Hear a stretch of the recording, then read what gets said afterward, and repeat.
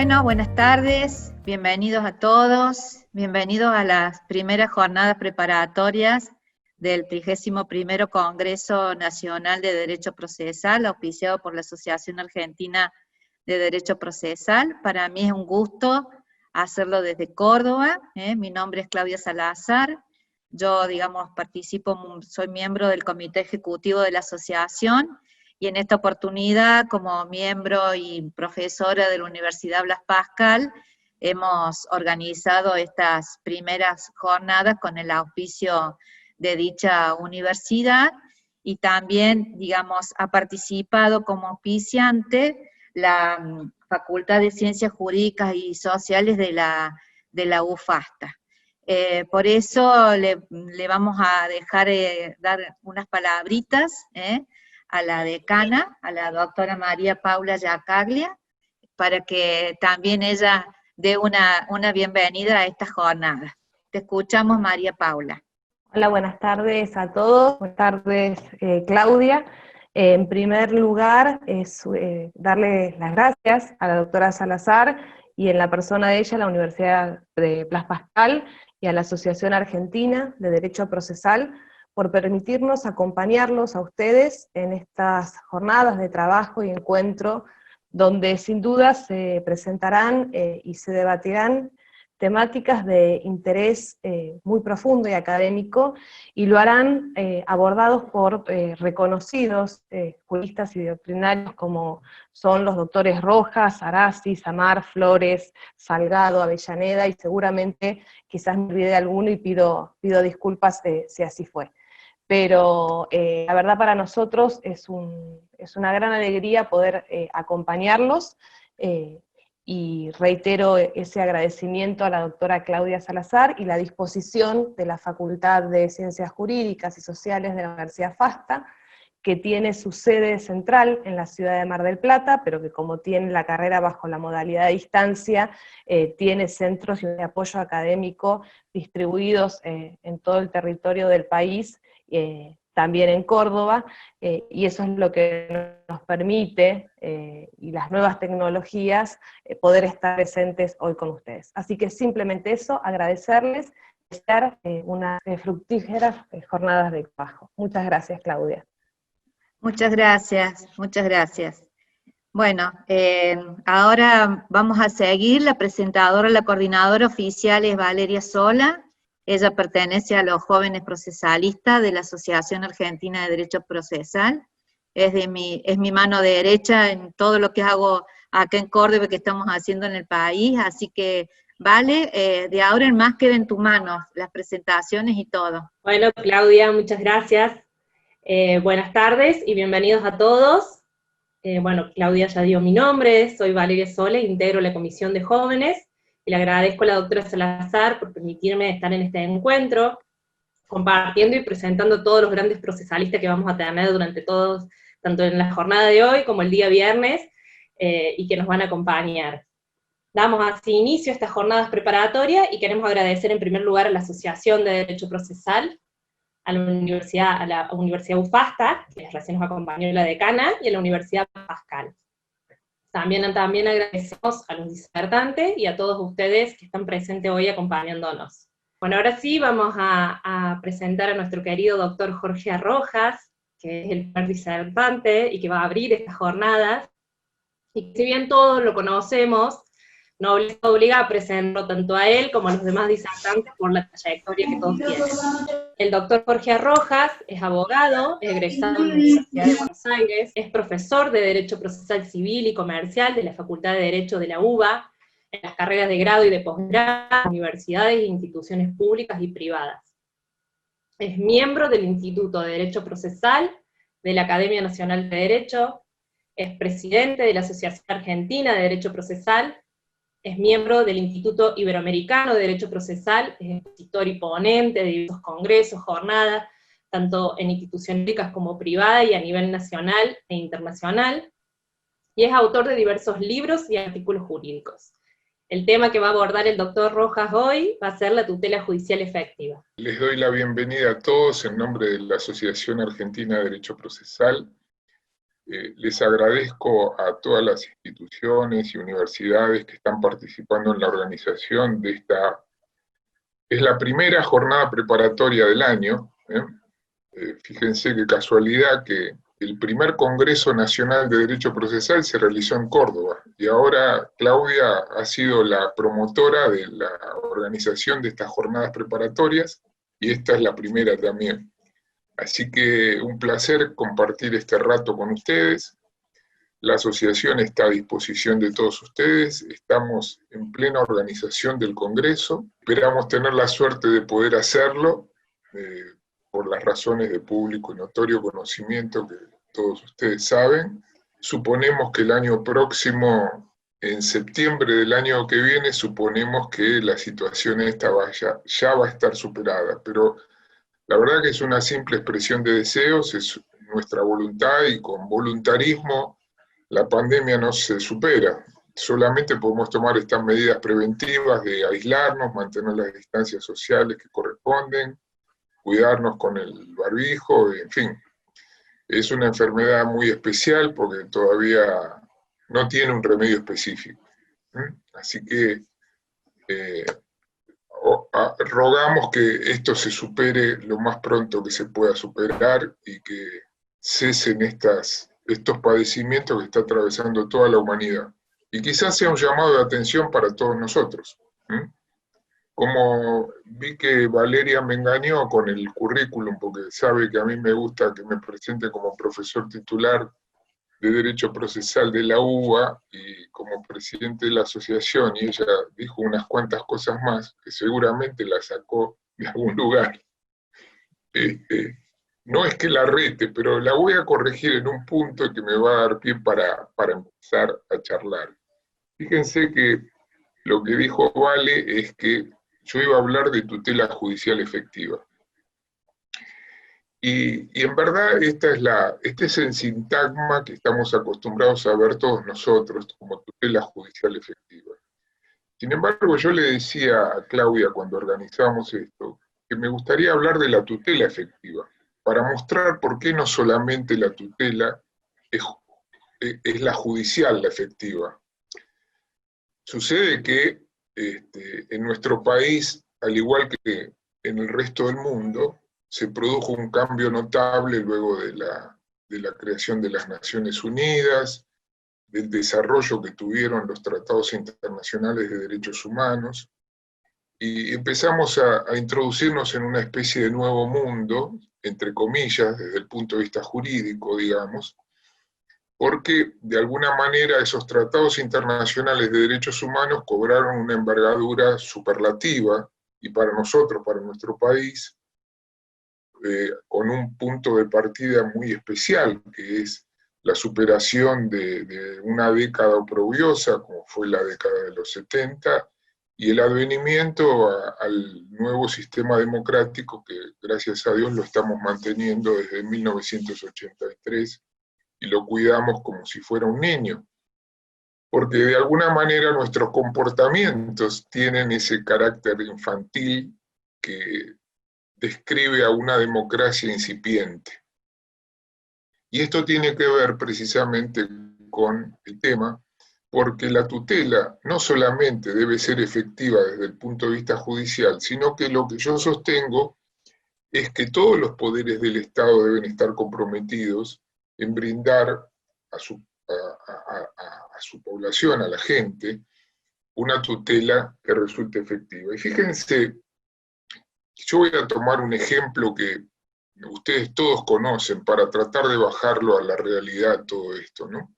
Fíjense que hubo un caso paradigmático de alguna manera, que es un litigio de orden colectivo, pero que tiene una significación estructural muy importante, que es el caso resuelto por la Corte Suprema de Justicia de la Nación, conocido como caso Mendoza, o caso Cuenca Matanza Riachuelo.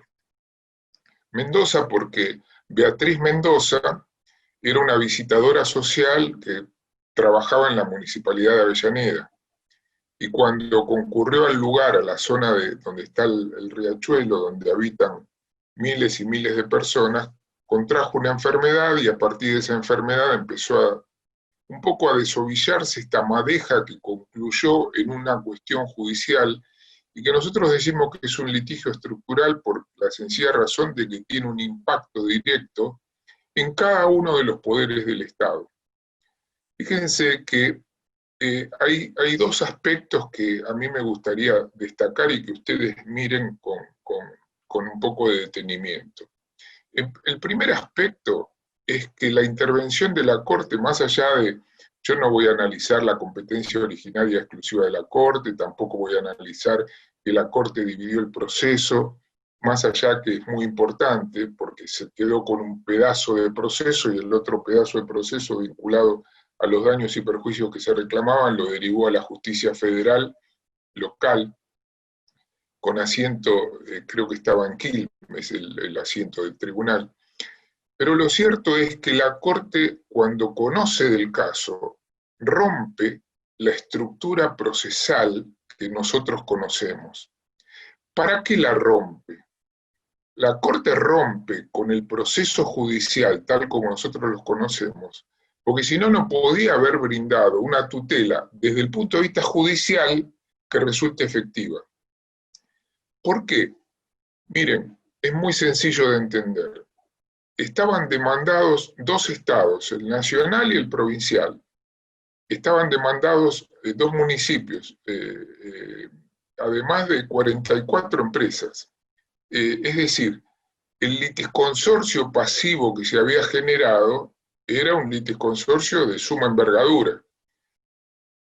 Con lo cual, la complejidad que tenía la causa, más allá de las miles de personas que estaban involucradas, tornaba de alguna manera casi, yo no diría imposible, pero muy dificultoso el desarrollo de un proceso dentro de la estructura clásica que nosotros conocemos, o mejor dicho, que tenemos prevista en el Código Procesal. Ustedes saben que nosotros tenemos, bueno, todos tienen de alguna manera un proceso mutatis mutandis muy parecido.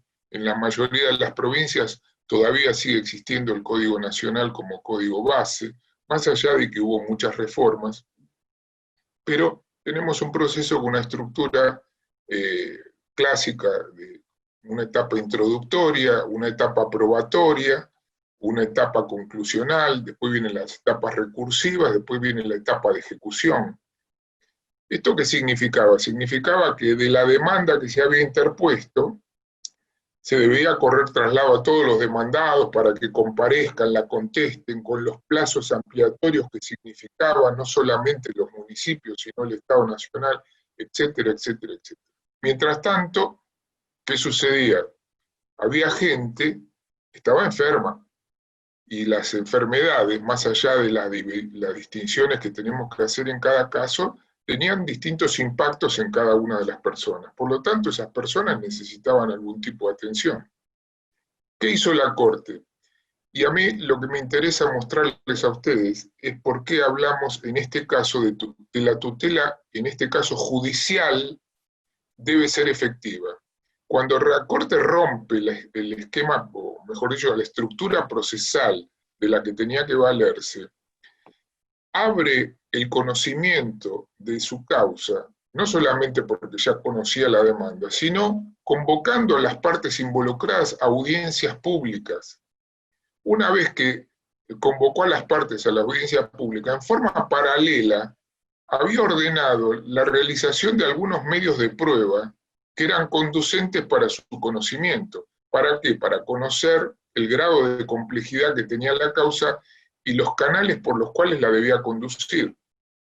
Luego de esto, de haberse informado desde el punto de vista de haber escuchado a las partes involucradas en audiencia pública y de haber producido prueba que era conducente para resolver el pleito, ordenó correr traslado a las partes, contestaron el traslado a las partes y resolvió, dictó sentencia. Fíjense que, por más que parezca que esto significó un transcurso de tiempo muy marcado, muy importante, la Corte esto lo resolvió, estamos hablando de una mega causa, ¿no es cierto? La Corte lo resolvió en un plazo que de alguna manera podemos decir que es breve, que fueron nada más que 2 años.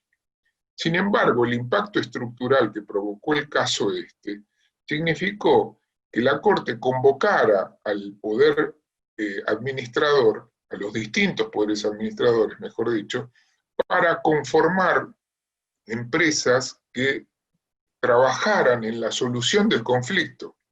Es decir, esto no se trata de un proceso en donde hay una etapa introductoria, una etapa probatoria, una etapa conclusional, una etapa recursiva, y fíjense la magnitud que tiene el caso, que todavía se está trabajando, pero se está trabajando en otro ámbito, se está trabajando en el ámbito no solamente judicial, porque la Corte está controlando el desarrollo de lo que ordenó, sino que se está trabajando en el ámbito del poder administrador, a través de las organizaciones empresariales, que mejor dicho, no empresariales, sino estas organizaciones intermedias, que es el ACUMAR, la Cuenca Matanza-Riachuelo, para trabajar en la solución de este conflicto.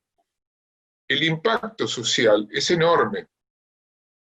A nadie se le pasa por alto de que esto no se puede resolver de un día para el otro, y tampoco puede ser resuelto a través de una sentencia. Entonces, ¿esto qué significa? Esto significa que nosotros tenemos que mirar la situación con una óptica lo suficientemente amplia como para advertir cuáles son las reglas de juego que tenemos que utilizar si queremos que la tutela, en este caso judicial, sea efectiva. Y esto que hizo la Corte, hoy la doctrina procesal, lo llama principio de proporcionalidad. ¿En qué consiste este principio de proporcionalidad? En tratar de adecuar los medios necesarios para lograr la máxima eficiencia en el proceso y evitar los mayores costos que significaría el desarrollo tradicional del proceso. Este principio de proporcionalidad, si nosotros lo tenemos en cuenta, evidentemente podemos advertir sin mayor esfuerzo que lo vamos a aplicar de una manera, si tenemos un litigio de esta envergadura, que es una mega causa, y lo vamos a aplicar de una manera totalmente diversa, que estamos frente, por ejemplo, a un régimen de cuidados personales en donde hay una discusión entre los dos padres de una criatura porque no se ponen de acuerdo.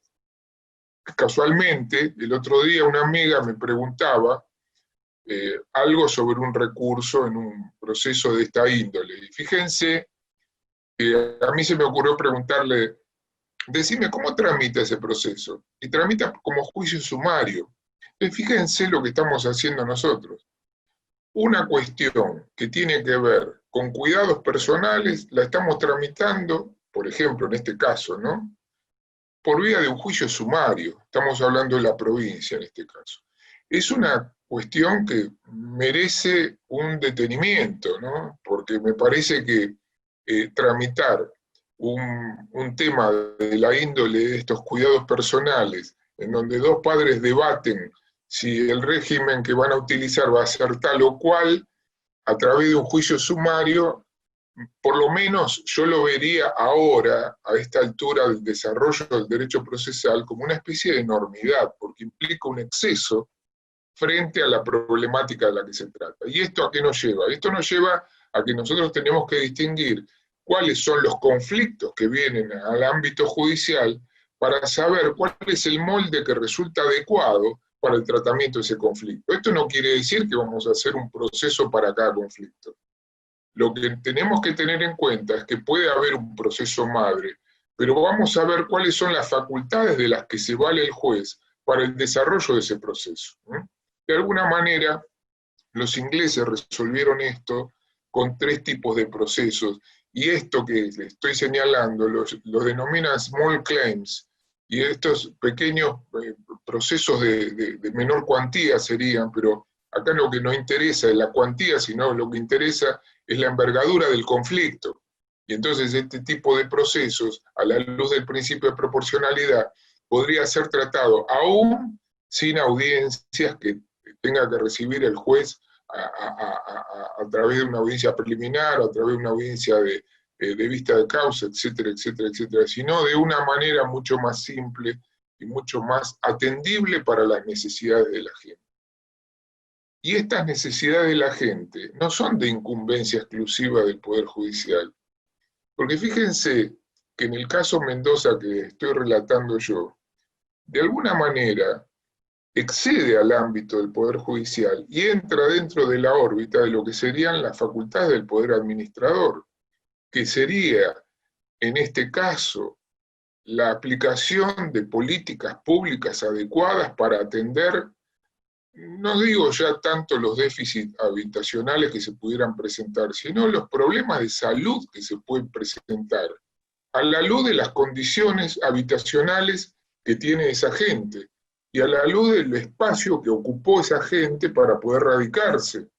Entonces, esto también tiene que ver con tutela efectiva, claro, por eso le señalaba un poco en torno de chiste a Valeria, no le decía que le iba a retar, sino que le iba a decir que más que tutela judicial efectiva, me gustaría que hablemos de que hay necesidad de que una tutela sea efectiva y tener registro que le incumbe a cada uno de los poderes del Estado.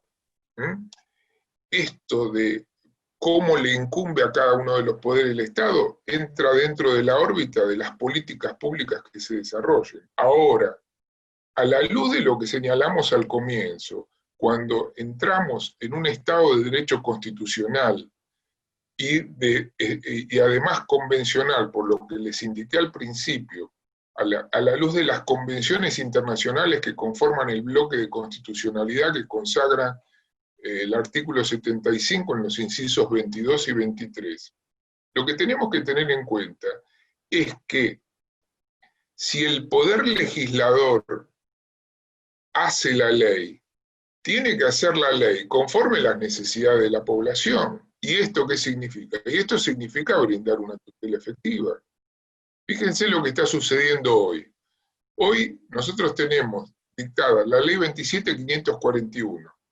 Y la ley 27.541 se dictó a fines de diciembre con una prácticamente unanimidad en el Congreso para apoyar la gestión que el Poder Ejecutivo iba a hacer frente a los acreedores externos para negociar la deuda externa. Tuvimos la desgracia del virus este bendito que apareció en escena en forma totalmente imprevista. ¿Y qué se hizo? Se usaron las facultades extraordinarias que le había brindado el Congreso al Poder Administrador para dictar desde ahí decretos de necesidad y urgencia. Están convalidados, no vamos a analizar la constitucionalidad o no de los decretos de necesidad y urgencia que se dictaron, porque están convalidados por la ley 26.122, que ustedes saben que es la que requiere a través de una comisión bicameral refrendar, convalidar esos decretos que dicta el Ejecutivo. Pero el Ejecutivo dictó el decreto 260, por el cual extendió la emergencia que se había dictado para el ámbito económico al ámbito social, por la situación de la pandemia. Luego vino todo lo que ustedes ya saben de la cuarentena, con el decreto 297, que nos hizo quedar en casa todos, hasta ahora todavía. Nosotros en Capital Federal seguimos en cuarentena. Yo sé que hay algunas provincias en que la situación está un poco más relajada, un poco mejor, en otras ahora empeoró, pero en fin, lo cierto es que fíjense cómo intervino el Poder Legislativo y fíjense cómo intervino el Poder Administrador. ¿Esto qué quiere decir? Quiere decir que se sustrajeron a la obligación de brindar una tutela efectiva. ¿Esta obligación de dónde les surge a ellos? Esta obligación les surge a ellos precisamente de los tratados internacionales. En todos los tratados internacionales que conforman el bloque de constitucionalidad, ustedes van a encontrar que el Estado debe brindar tal cosa, tal otra, van a encontrar en la Convención Americana de Derechos Humanos, en el Pacto de Derechos Internacionales, de Derechos Civiles y Políticos, etcétera, etcétera. Yo le traje algunos fallos de la Corte para que vean, porque el concepto, o mejor dicho, el sintagma tutela judicial efectiva, no viene puesto en la Constitución Nacional, sino que es una interpretación que hizo la Corte a la luz de los tratados internacionales que les estoy haciendo mención. Ahí se empezó a hablar de que la tutela debía ser judicial y efectiva. Sin embargo, la Corte la extendió también a los otros ámbitos. Por ejemplo, en este tiempo, y hoy viene a cuento lo que antes dije del infantilismo, fíjense lo que está pasando en el Congreso Nacional, y esto viene a cuento lo del infantilismo, porque no se pueden poner de acuerdo en la forma de debatir. Esto ya es altamente preocupante, porque creo que priman los intereses personales sobre los intereses de la República. Esto prácticamente resulta inadmisible. La Corte dijo, cuando hablaba de la tutela judicial efectiva, cuando se alude a los contenidos elementales de la garantía constitucional de defensa en juicio, en cuanto desde 1853 asegura a todo habitante de la nación el derecho de acceder al Poder Judicial, garantía profundizada en cuanto a la tutela judicial efectiva, aparece en escena con la reforma del 1994, y alude a la Convención Americana de Derechos Humanos, artículo 8.1 y 25. Fallos 326, 47, 45. Cuando tiene en miras, conforme los términos del artículo 75, inciso 22 de la Constitución Nacional y la jurisprudencia de la Corte Interamericana de Derechos Humanos, extremar los recaudos para cumplir con todos los actos procesales a efecto de prevenir consecuencias que implicaran dilaciones y afectarían el derecho a una tutela judicial efectiva. Fíjense que ahí aparece en escena este término, fallos 326, 47, 97. Ahí aparece en escena esta denominación, que bien decía Vale, es tutela judicial efectiva. Sin embargo, la Corte aclara, ¿no es cierto?, en otros fallos, que tanto la Constitución Nacional como las convenciones internacionales de derechos humanos que cuentan con jerarquía constitucional, resguardan el derecho a la tutela judicial efectiva y la tutela administrativa. Y señala los artículos 18 y 24 en número romano de la Declaración Americana de los Derechos y Deberes del Hombre, los artículos 8 y 10 de la Declaración Universal de Derechos Humanos, el 25 de la Convención Americana de Derechos Humanos, el Pacto Internacional de los Derechos Civiles y Políticos. Como ustedes pueden ver, acá, de alguna manera, esto se transforma en principios que surgen de la Constitución Nacional y de los tratados internacionales. Y entonces, la pregunta que nos tenemos que hacer es cómo esos principios se bajan a la realidad, cómo quedan resguardados en la realidad, cómo se constituyen en una garantía para el justiciable. Y a partir de la visión de Alexis, cuando hablamos de un principio, estamos hablando de un grado máximo de optimización de un fin que perseguimos. Entonces, esto que viene puesto en la Constitución Nacional, ¿le incumbe solamente al Poder Judicial? Evidentemente no le incumbe solamente al Poder Judicial. Fíjense lo que está sucediendo con las tomas de tierras, tanto en la provincia de Buenos Aires como en el sur del país. Y esto, el Poder Judicial va a actuar en consecuencia de lo que sucedió, pero en el mientras tanto, ese deber de seguridad no es de la incumbencia exclusiva del Poder Judicial. El Poder Judicial puede coadyuvar con su labor en participar en la recuperación, por ejemplo, de esas tierras, porque no pueden hacer un derecho de un acto ilícito. Entonces, sin perjuicio de las discusiones con tinte ideológico que presenta esta situación, me parece que lo que tenemos que tener en cuenta es que no se puede sustraer ni el Poder Ejecutivo ni el Poder Legislativo de esta tutela efectiva que merece la comunidad. Y estos ejemplos de la Corte, estos fallos de la Corte, vienen a cuento precisamente porque la Corte, interpretando las convenciones internacionales, marca estos principios que son fundamentales. Nosotros, ¿qué tenemos que tener en cuenta? Que estos principios, en algunos fallos, la Corte los ha declarado como directamente operativos. Y yo les quiero recordar el caso de Mejián con Sofovich, que es anterior a la Constitución del 94, para que vean cuál es la actuación que le cupo a la Corte en aquellos tiempos, y cómo ese desarrollo que fue haciendo la Corte desde el 83 en adelante, se cristalizó en la Constitución del 94, dándole la jerarquía esos tratados internacionales tenían, poniéndolos en pie de igualdad con la Constitución Nacional. Por lo tanto, cuando nosotros hablamos de la supremacía constitucional, lo que tenemos que hablar es de la supremacía constitucional y convencional, refiriéndonos a la pirámide que surge del artículo 31, más la suma del 75, inciso 22 e inciso 23. Porque esta tutela efectiva no solamente es judicial. Fíjense, le voy a dar un ejemplo que ustedes lo pueden sacar de las reglas de Brasilia. Las reglas de Brasilia, ustedes saben que no constituye un tratado internacional. Sin embargo, la Corte Suprema, a través de la Acordada 5 del año 2009, dijo que eran de fiel observancia, sobre todo cuando se trataba de vulnerables, debiendo pensarse en desarrollar un proceso tal como mandan esas reglas de Brasilia. Y la regla de Brasilia que dice que esas actuaciones se deben desarrollar sobre la base de la oralidad.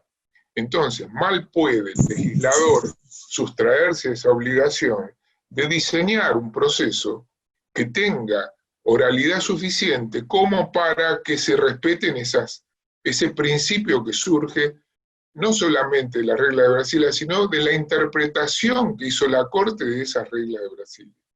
Esto significa, ni más ni menos, que tener en cuenta los principios que surgen de la Constitución Nacional y de las convenciones internacionales para poder estar frente a una tutela efectiva, a partir de la cual nosotros podamos considerar que ese derecho a la prestación que tenemos como ciudadanos se haya cumplido. O, si no se cumplió, señalar la inconstitucionalidad o la anticonvencionalidad por omisión, reclamando precisamente el cumplimiento de esos principios. En el ámbito de lo jurídico, lo que tenemos que tener en cuenta es que cuando diseñamos un sistema para poder llevar a la realidad esos principios que surgen de la Constitución Nacional y de los tratados internacionales, a lo que estamos apuntando es al desarrollo de lo que conocemos como debido proceso legal. Y este debido proceso legal, que siempre lo definimos por la negativa, debería ser aquella garantía que de alguna manera cuenta el ciudadano para que, respetando los principios que surgen de la Constitución Nacional y de los tratados internacionales, se desarrolle un sistema que permita la actuación de la voluntad de la ley sustancial. Esta podría llegar a ser una caracterización de lo que debería ser el debido proceso legal. Ahora, este sistema, en el ámbito procesal, específicamente cuando hablamos de tutela judicial efectiva, ¿lo tenemos? Esta es la pregunta que nos tenemos que hacer. Parecería como que lo podemos tener, pero digo modestamente que es muy antiguo el que tenemos. Acuérdense que nuestro Código Nacional es del año 1967. Claro que recogía lo mejor, en aquella época era un muy buen código, recogía lo mejor de la doctrina italiana. Lo que sucede es que hoy, debido a la gran cantidad de parches que hicimos, nos perdimos de vista que suprimiendo el juicio sumario, dejamos dos procesos vivos, el ordinario y el sumarísimo, como un proceso amplio y uno restringido. Sin embargo, hoy todos hablamos de la importancia que tiene el desarrollo del proceso por audiencias. Y si analizamos el viejo artículo 486 del Código Procesal del 67, que diseñaba el proceso sumario, ustedes se van a encontrar de la simple lectura del sumario que con ese artículo estábamos a las puertas del desarrollo de un proceso por audiencias. ¿Por qué? Porque luego de cerrada la etapa introductoria, el juez tenía que tomar una audiencia y ordenar la producción de la prueba hasta luego de tomarse toda la prueba que no era por declaración, recibir la prueba por declaración. Eso era el puntapié inicial como para desarrollar un proceso por audiencia. ¿Qué hicimos? Lo suprimimos, lo dejamos de lado, nos quedamos con el proceso de conocimiento amplio y un proceso de conocimiento restringido. Hoy, ¿con qué estamos trabajando? Estamos trabajando con el desarrollo de un proceso por audiencias. La pregunta es, ¿alcanza el proceso por audiencias? Este es el trabajo mío en el próximo número de la revista. Así que como son 4:45, los dejo con la duda de qué cosa habré escrito, si alcanza o no alcanza el proceso por audiencias. Lo que digo es que no es ninguna novedad el proceso por audiencias y que me parece que hace falta un poquito más para tener, digamos, un proceso adecuadamente desarrollado. No es que el proceso por audiencia sea malo, sino que lo que tenemos es que manejarlo, gestionarlo de modo tal de que los principios que se van a consagrar en ese sistema o a través de ese sistema, nosotros lo podamos moldear de acuerdo al conflicto que tengamos que manejar. Para eso, ¿qué es lo que tendríamos que pensar en hacer? Lo que tendríamos sería que modular las actividades que pueda desarrollar la jurisdicción dentro de ese esquema. Y la modulación de esas actividades de la jurisdicción lo va a llevar a poder desarrollar un proceso de alta complejidad de una manera y a tener que desarrollar un proceso simple de otra manera totalmente distinta. ¿Por qué? Porque lo que corresponde que tengamos en cuenta algún día, nosotros los argentinos, es al conflicto, no al caso. Pero eso lo dejo para otro día, porque ahora sí son 4:45.